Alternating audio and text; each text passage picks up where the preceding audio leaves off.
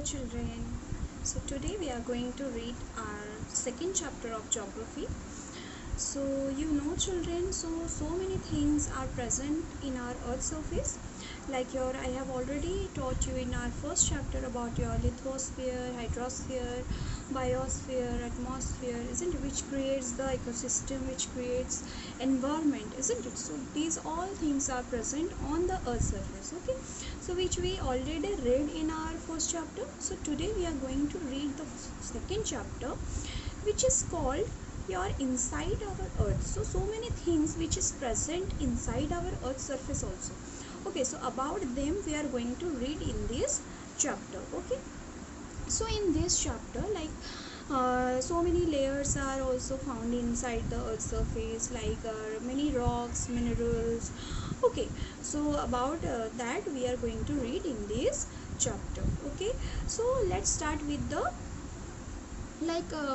interior of the earth. Okay, so interior of the earth, it consists of three layers, basically the three layers which form the interior of the earth. Okay, so they are like your we can say the first layer of the earth, which is called your the uppermost layer of the earth, and it is very thinnest. It is called the thinnest layer among all the other layers which is present inside our earth. Okay, and it also means like it is spread with like your continental masses, along with your it is spread along in the ocean floors also. Okay, and the name is called your crust layer. Okay, so the first and the uppermost layer of the earth is called your crust layer. So in this crust layer, let's talk about the radius of this layer, which is extend in the continental masses is about 35 kilometer. Okay, and when we talk about the continental masses, its radius is, the crust radius is only 5 kilometer. Okay children, now you got, and some of the minerals also which is found in the in these both the layers, means like in your continental mass and as well as in your ocean floors, the minerals like which is found in the continental mass is called your Cl. Okay, means Cl means Si stand for silica and Al stand for alumina. Okay, so these two main minerals, important minerals, which is found in the crust continental mass. Okay, crust bed of continental mass. Okay, then another two mineral which is found on the crust ocean floors. Okay, so that minerals are called your SEMA. Okay, so Si stand for silica and Ma stand for magnesium. Okay children, so these two minerals which is found in your crust ocean floors. Okay children, ocean bed. Then moving towards our next layer, which is found below the crust layer, and which is the radius of this layer is about around 2900 kilometer from the crust layer. Okay, from the crust layer, and that layer name is called your mantle. Okay, then moving towards the last and the third innermost layer of the earth surface is, which is called your core layer. Okay, and the radius of this core layer is around 3500 kilometer away from the mantle layer, or we can mantle layer. Okay, so these all three layers is which form our interior of the earth, or we can say in our from the earth crust, or when we will go deeper inside the earth crust, earth surface, we will get these three layers of the earth. Okay, so now we are moving towards our next part of the chapter, which is given the classification of these rocks and minerals. Okay, so how we define the rocks? First of all, okay, we can say that any natural minerals matter, any natural substance or minerals matters which create the earth crust, or which create the earth surface, is called your rock. Okay children, so now we here it is given the classification of the rocks. So we classified your rocks into three categories. Okay, so first one is your igneous rocks, next one is your sedimentary rocks, and the last one is your metamorphic rocks. Okay children, understood? So first one is your igneous rocks. Okay, so how does the igneous rocks formed? So let me tell you, the igneous rocks formed where, do you know the molten magma? About the molten magma, so you know the molten magma or the lava which is present inside the core layer. Okay, and it is where, you know, the core layer means below the core layer it has the very high heat and pressure. Okay, so at that there, so one thing is present which is called your molten magma or lava. Okay, so that when the molten magma, due to any activities or due to any situation arises, when the molten magma comes on the earth's surface and it solid, it takes a form of igneous rocks. Okay, or we can say that the igneous rocks also called the primary rocks. Okay, again it is subclassified into two categories: extrusive igneous rocks and another one is your intrusive igneous rocks. Okay, so how we define the extrusive igneous rocks? Listen, so when the molten magma, okay, when the molten magma comes on the earth's surface and then it's cooled down, then it's take a form of solid, and that solid form of rocks is called your extrusive igneous rocks. Okay, the example of extrusive igneous rocks, we can say the basalt. Okay, so have you heard about the Deccan Plateau? You have read in the chapter read in your previous class, your standard 6, about the Deccan Plateau, isn't it? So Deccan Plateau is made up of with these basalt rocks, and which it is very fine, it has very fine grained or very fine soil, we can say. Okay, very fertile. Okay, then moving towards our next sub classification of igneous rock, which is your intrusive igneous rock. Okay, so in what do you mean by then intrusive igneous rock? Just listen, when the molten magma cannot come on the earth's surface. Okay, so when the molten magma cools inside the earth's surface and then there it takes the form of solid, then it cools down, then it take the form of solid, and that solid rocks are called your intrusive igneous rocks. Okay, and the example of intrusive igneous rocks is basalt. Okay, and they are very large grains, means they are very large rocks, and we are using these large rocks or these kind of rocks for the grinding of spices and all. Okay, so from the grains it is the granite are made. Okay, so then let's moving towards our how does the sedimentary rocks form. Okay, so have you seen the mountains, big mountains and all?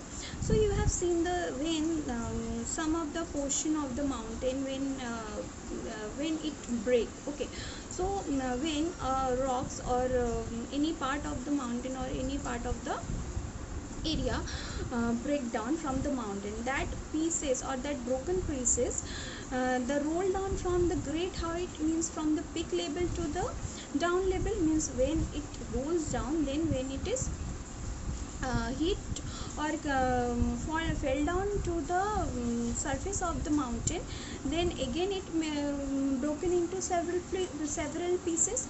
Okay, so that several pieces are called your fragment, that several fragments or pieces are called your sediments. Okay children, so and that sediments, when it comes to exposure of the sunlight, wind, air, then it takes after many years, then it take the formation of a sedimentary rocks. Okay, then it takes the formation of sedimentary rocks. Okay, then we are moving towards our another part of the rocks or types of the rock, which is called your metamorphic rocks. Okay, so in your metamorphic rocks children, like when the igneous and the sedimentary rocks, we apply great heat and pressure on both of these rocks. Okay, then it will take a form of metamorphic rock. Okay, so some of the example also it is given in your book, like your when we apply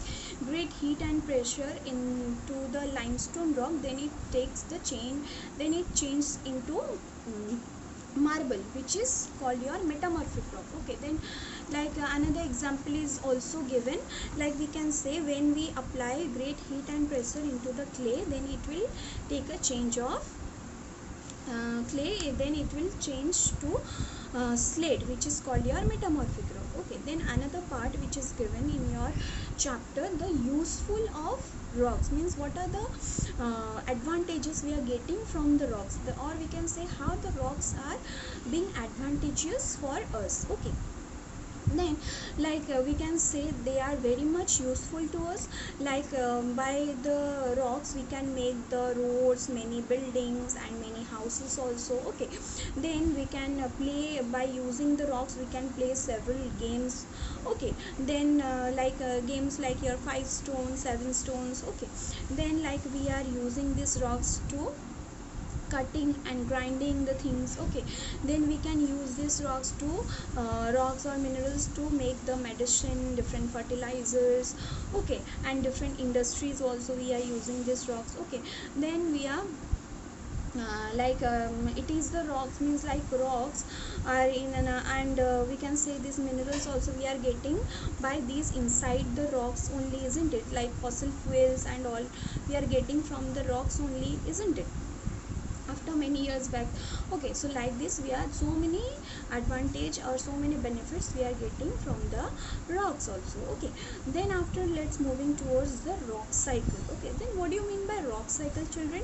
So rock cycle, we can say it is one process, it is the process of transformation of one rock from to another rock, which is created, it is a cyclical process, we can say. Okay, like let me describe the cyclical process of rock cycle. Like the first thing means when the molten magma cools down, it takes the solid form, or it solidifies, then it becomes the igneous rocks, which is called your primary rocks. Then when we apply great heat and pressure to the igneous rocks, then it then we can say then when these igneous rocks broken down and into a small particles, and then they are transported and then deposited into the sedimentary rocks. Okay, then at the time of sedimentary rocks, when we put great heat apply great heat and pressure, then it changes into metamorphic rocks. Okay, then when again if we apply great heat and pressure into the metamorphic rocks, then again it changes into the molten magma. Okay, then when the molten magma solidifies, then again solidify, and when again molten magma cool down and solidify into, then it takes the form of igneous rock. So like it is a one kind of cyclical process, means from the from the molten magma to igneous rock, then from the igneous rock when it broke down, it take a form of sediments, then transported, then it created the sedimentary rocks. Okay, then from the sedimentary rocks, by applying great heat and pressure, then metamorphic rocks. Then when the metamorphic rocks come under the great heat and pressure, then it's changed into molten magma. Then when molten magma cools down, then it takes again the form of igneous rock. So it is one kind of transformation, or we can say the cyclical process, by changing one rock to another rock. Okay, it is called a rock cycle. Okay children, now I hope you understood up to this. Then at last part of your chapter, which is called your minerals, means what is minerals, it is given. Okay, so mineral, how we define the minerals? So we can say mineral is a natural occurring substance, means we are getting from the we obtain from the nature. Okay, these minerals, and which they must have certain physical properties and definite chemical composition, means that mineral must have some specific physical shape or physical properties and different kind of composition, means chemical composition, means value. Okay, so then like some of the minerals, like examples what we are getting from the natural, means from the nature. Naturally we are getting some of the minerals like your iron, coal, gold, natural gas, petroleum. Okay, so etc. These all are we are getting from the nature. Okay, so these all are called your minerals. Okay, so and we are using, how it is helpful to us, I have already said. So it is helpful, like we are using these minerals to making the medicines, to making the fertilizers. Okay, we are using to in several industries also. Okay, so like this we are using these different minerals and different rocks, with the help, means it giving so many advantages to the human kind. Okay, so that's all given in this chapter, children. I hope you all have understood this chapter. Okay, so you can also, I will send you the, what I will send you the question answer part and the extra question which I have already made. I will share with you. Then after, I know after hearing this video it will be helpful for you to learn the question answer part. Okay, so please make practice the question answer, and try to understand this chapter. Okay, till then, thank you and have a good day. Okay.